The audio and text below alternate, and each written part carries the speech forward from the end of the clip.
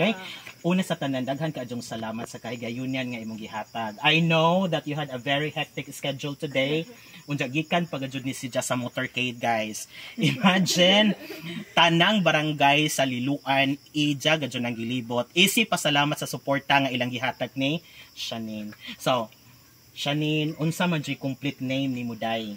Yes, first of all, maayong adlaw kaninyong tanan. Ako ay si Shana Nikki Damasin Ortega, and I am currently 4th year Bachelor of Arts in Political Science, and 22 years old na ko karon. Okay, dili basta-basta, no?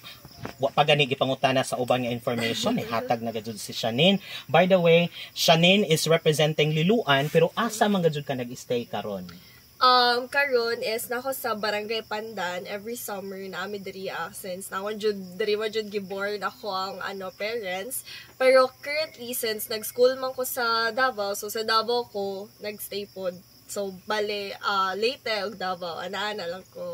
Okay. So, klaro ni siya, guys, nga Leyte, Southern Leyte o Davao ni siya. So, every summer, ari ko nun niya sa Liloan, diri sa Pandan, particularly in Pandan. So, nga nung nakatuod man po ko aning Pandan, kay tapad ani, ang Barangay Estela, diha ako nag-teach sa una, sa Estela National High School. Wow. Okay, so, pila mo kabuok man nagsuon siya ni? 3.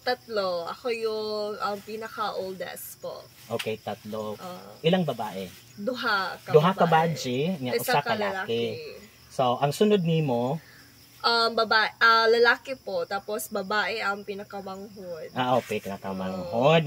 Speaking of pinakamanghod nga babae, nakakita ko, na-post ito nga, your sister ko will be the representative of Miss Liloan next year. How true is that? Not sure pa. Actually, kay bata pa magod to, and we all know Southern Leyte, high standards, and mas prefer jud if the representative itself is aware na sa iyang i-represent, and at the same time is i-represent niya with pride and honor iyang municipality. So probably train sa siguro probably next year, hopefully. Okay, so that's great. What I'm getting from her is awareness of the municipality that you will be representing, because that will add confidence, diba? It will add confidence to you when you know every detail of that municipality that you will be representing. Okay, that's good. So ang iyang sister, it's not yet sure that her sister will be representing Liloan next year, but who knows, diba? Yeah. Who knows? So you won Miss Southern Leyte 2024 first runner-up. Is it the first pageant nga imong giapilan, or daghan na ba kay pageants nga naapilan?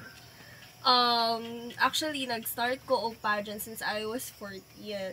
Then, I already joined like lahat, I mean, maraming pageants na nagsalihan ako outside Davao City and Davao City itself. So, Southern Leyte is actually, di siya first time na nadaugan na ako, pero one of the biggest pageant na akong naapilan. So, grabe ako thankful and honored kay, syempre, na-pick ko sa first runner-up, of course, knowing na with all the other pretty girls out there, diba? And kato, nakuha na ako first runner-up. Okay, so dili ra ni ang ijang first nga competition, first na pageant nga pila na big nga pageant, but you considered Miss Southern Leyte 2024 as one of the prestigious pageants that you joined. So your aunt told me that there was a national pageant that you have joined. Would you mind to share to our viewers?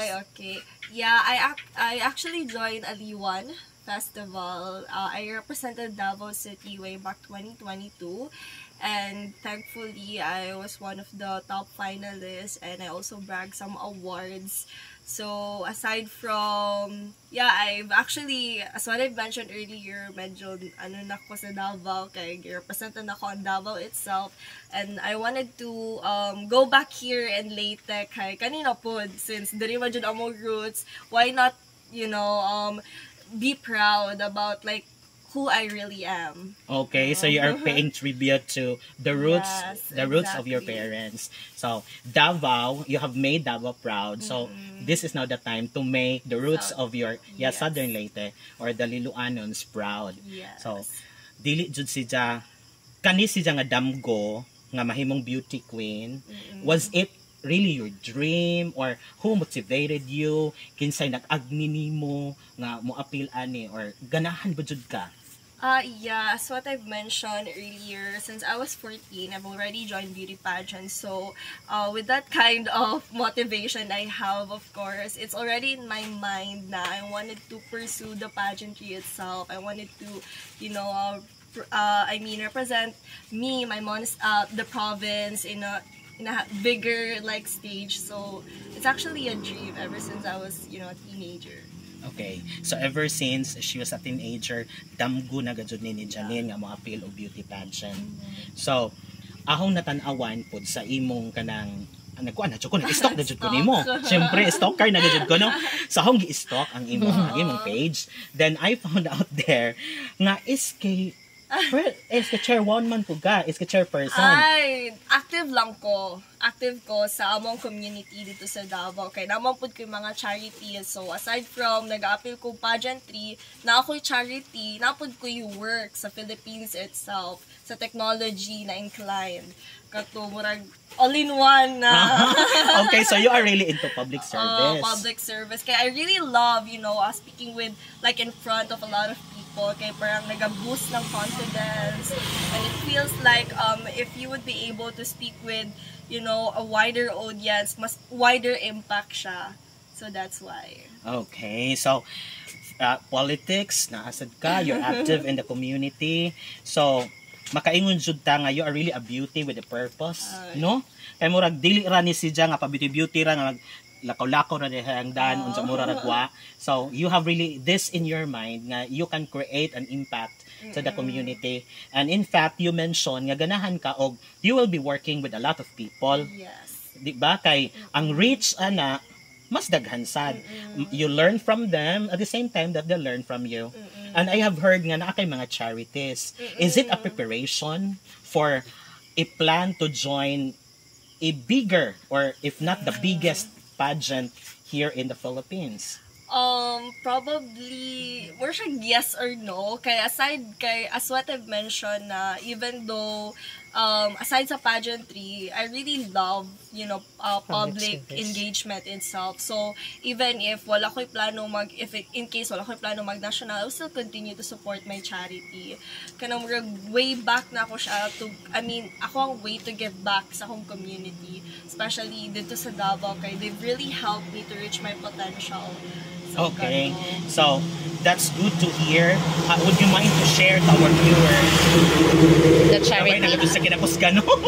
Would you mind to share to our viewers the charity? Your charity? I have actually two charity. I am the chairperson of Bagowin Youth, where I've actually make sure that the youth in our community ato siya sa Tarolandas, we actually provide trainings, especially for work trainings. If they wanted to pursue work online or physical work, we can help with that. Also, I have partner with NGOs and of course private sectors, kana na siya. Everything na incline or makapa-help sa youth sa among community, nagabuhat mi didtoa. And then the other one is the Bagobo Tagabawa tribe of Toril proper. So mo to atong mga indigenous people na ato na mo ginasaka na mo dito sa mountain para like makita ilang way of living, and at the same time people would be aware that this particular group still exists and how they actually contribute in the community to make the city itself grow and prosper. Kay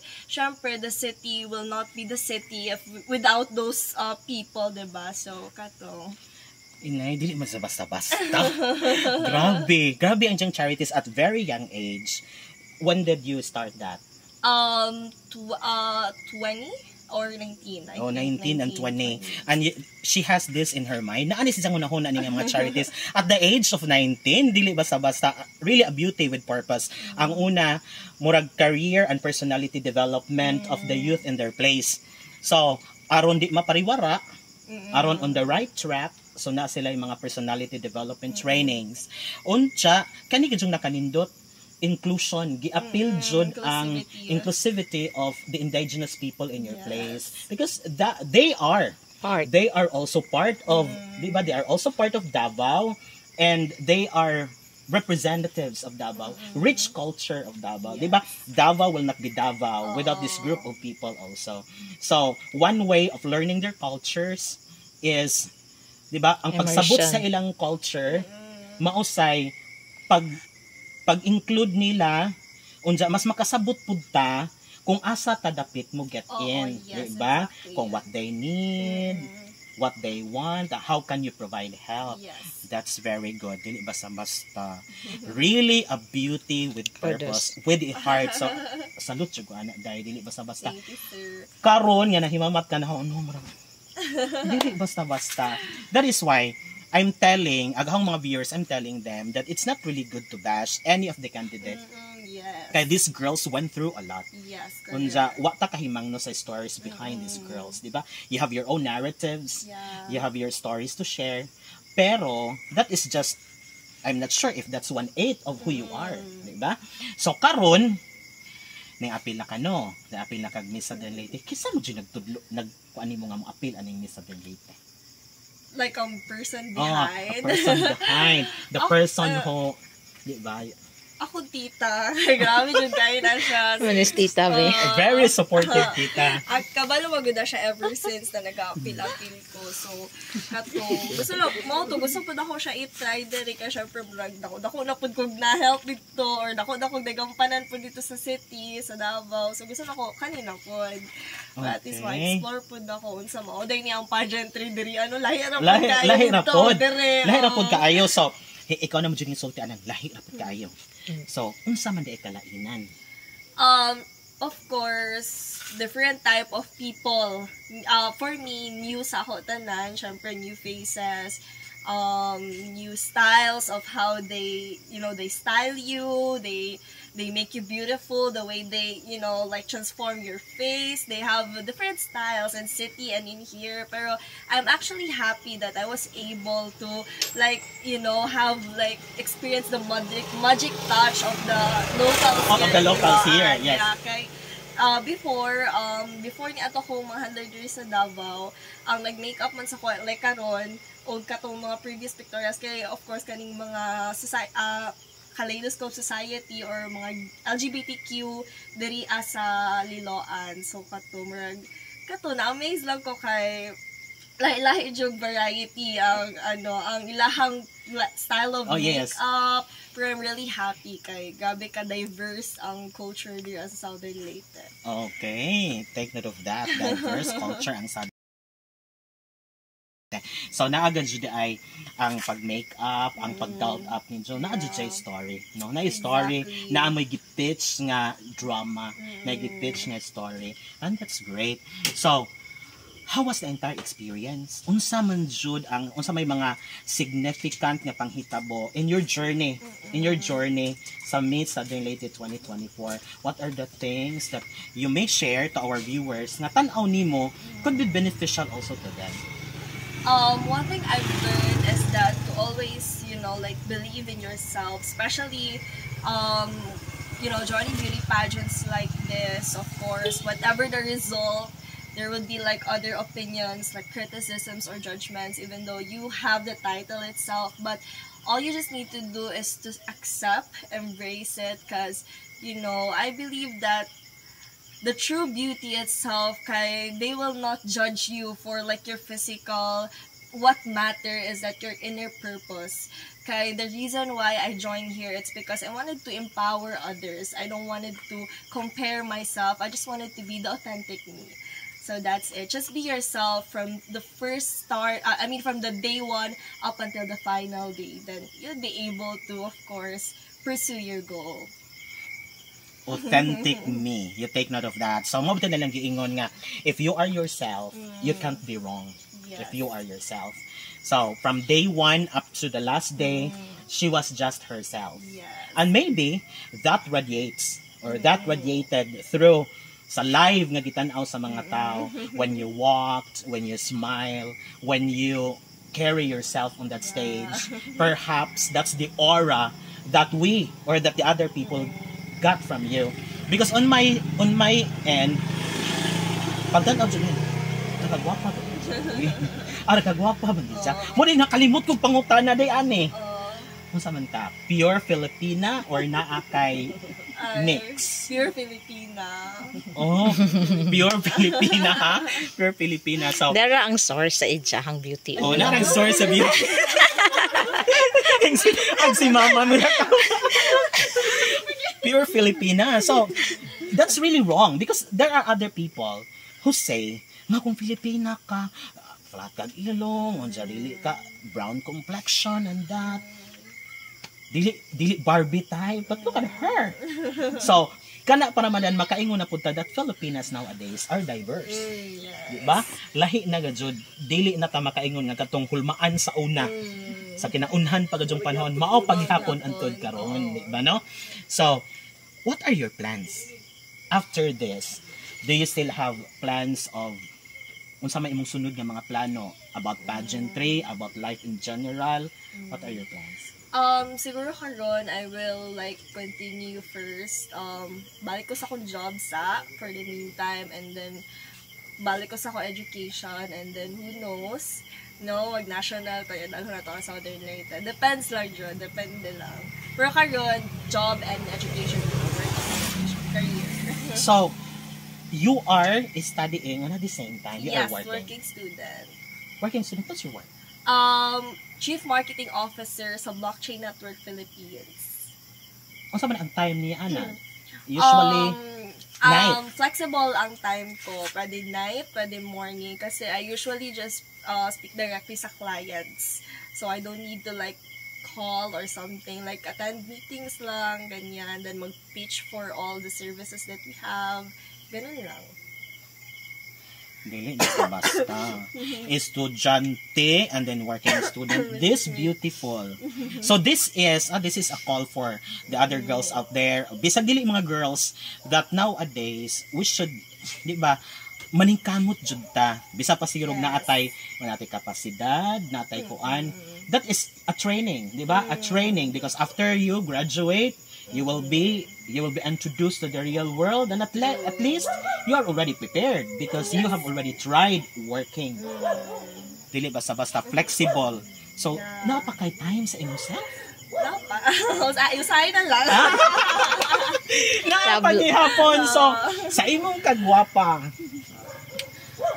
naanabay nakakuha sa kasing-kasing sa atong first runner-up sa Miss Southern Leyte 2024. This is for the boys out there who are rooting for her. Wala pa, single pa. No plans karon, wala pa plans. Nakauyab before. Pero karon wala na. Wala na, no? Focus na gajud si Jai. Focus na.